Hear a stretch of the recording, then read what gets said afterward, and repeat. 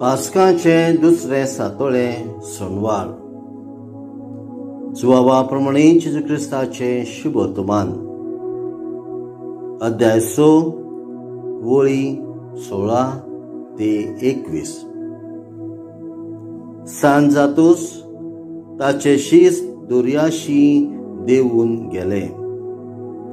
एका वड्यार चडले आनी कापेरनाउमा वचूंक दर्या उतरूंक लागले. जेजू तांचे सरशी पावचे आदी काळोख जालो. झणझणीत वारो सुटलो आनी दर्या उचांबळ जावंक लागलो.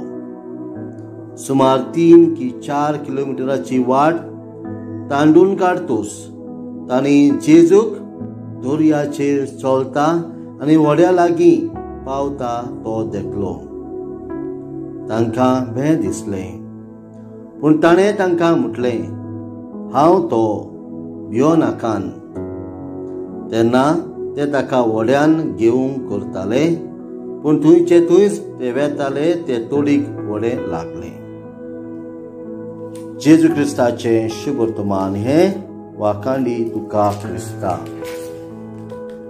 नियाळ प्रितीच्या भावा भयणांनो, आमी जिविताच्या दर्यान आमी कोसतवतांव, जिविताच्या काळोखान आसतांव. तेन्ना आमकां आमचो स्वामी जेजू क्रिस्त भेटूंक येता. ताची धीराची उतरां भिवू नाकात. सगळ्या वाटांनी काळोख दिसता आनी जिवितान निराशीपण येता, तेन्ना जेजूच्या आदारान आमकां फुडें पावल मारूंक जाता. जेजू आमच्या आदाराक येता. आमकां तो सगळ्या आखांतांतली, कोश्टांतली, दुखांतली, पिडेंतली निवारूंक येता.